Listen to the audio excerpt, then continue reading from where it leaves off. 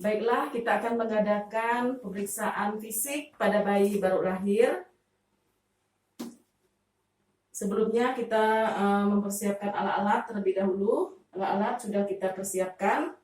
Sebelum lebih lanjut, kita harus meminta persetujuan dulu dari pihak keluarga bayi.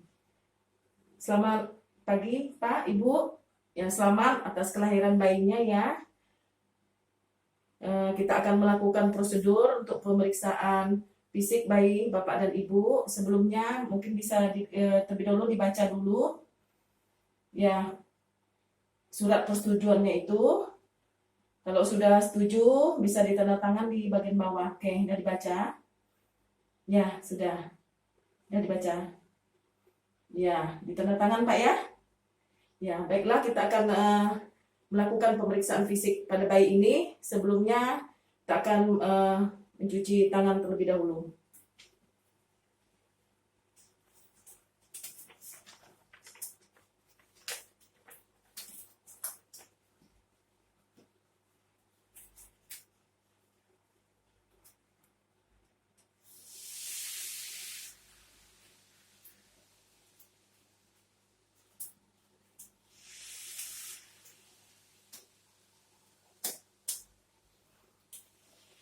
Kita harus juga tetap menjaga kehangatan bayi.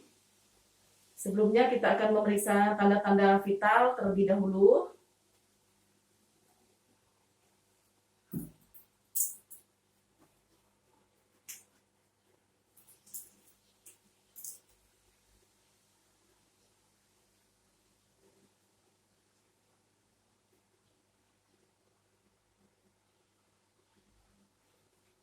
Frekuensi jantung bayi 136 kali per menit. Pernapasannya 40 kali per menit. Akan mengukur suhunya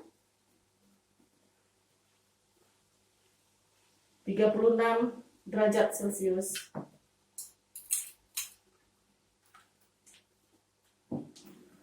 Baiklah, kita akan melakukan pemeriksaan antropometri yang terdiri dari kita menimbang berat badan 2,7 kg. Kemudian kita akan mengukur panjang badan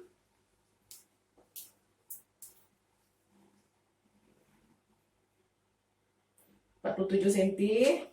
Kemudian lingkar kepala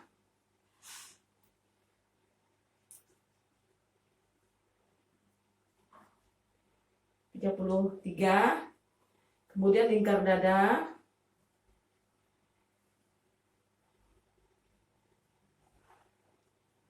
32 cm. Kita akan mengadakan pemeriksaan fisik bayi dimulai dari kepala.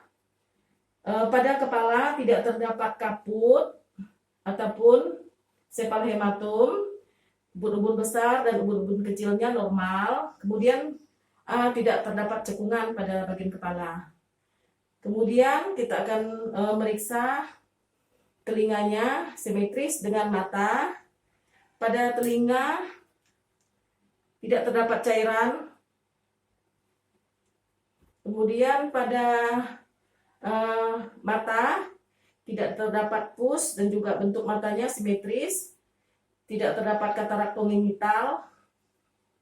Pada hidung tidak terdapat pernapasan kuping hidung dan juga tidak tampak adanya sekret atau cairan. Kemudian pada mulut bayi tidak terdapat sumbing pada langit-langit dan juga pada bibirnya tidak ada sumbing.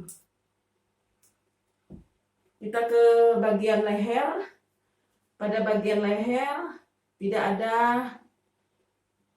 pembesaran atau pembengkakan atau benjolan, tidak ada. Kemudian pada dada, kedua dadanya simetris, bentuk payudaranya juga simetris, putingnya simetris.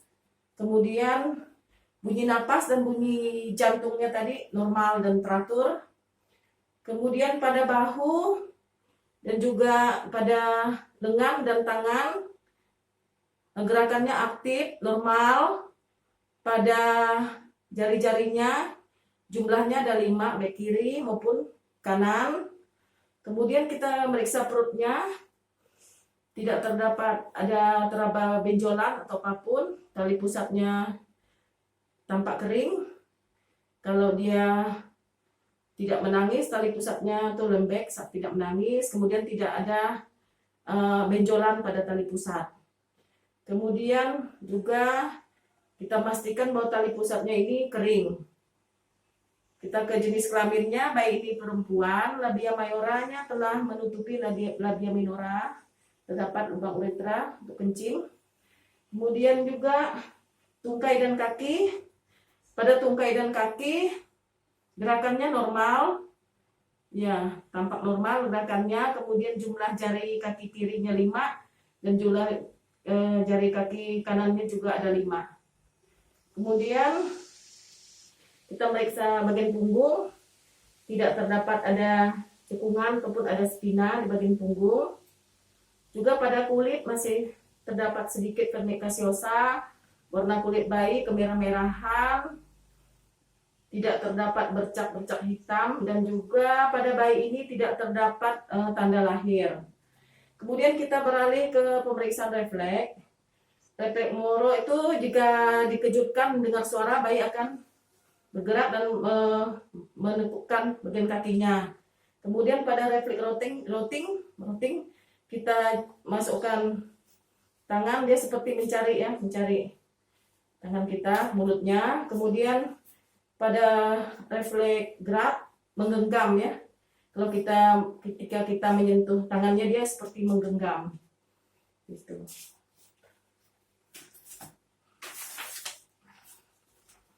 Kemudian kita akan memberikan salak mata dari pangkal ke ujungnya.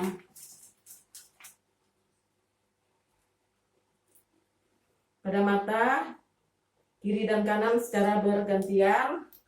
Setelah itu kita akan menyuntikkan vitamin K1 untuk mencegah perdarahan di otaknya di paha sebelah kiri lateral. Setelah disuntik, kemudian kita akan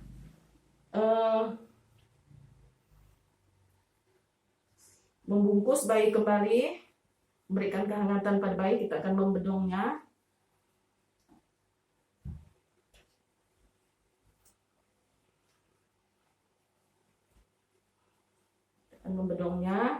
Kita akan memberikannya kepada ibunya sambil kita memberikan pankes kepada ibunya. Jadi Ibu, setelah selesai diadakan pemeriksaan tadi, semuanya normal ya Ibu. Jadi Ibu harus tetap menjaga bayinya ini agar tetap hangat ya. Jangan diletakkan di bawah jendela ya. Bayinya harus tetap hangat. Kemudian juga Ibu harus terus memberikan ASI eksklusif ya Bu ya, sampai bayinya berumur 6 bulan ya, tanpa memberikan makanan lain selain ASI Bu ya.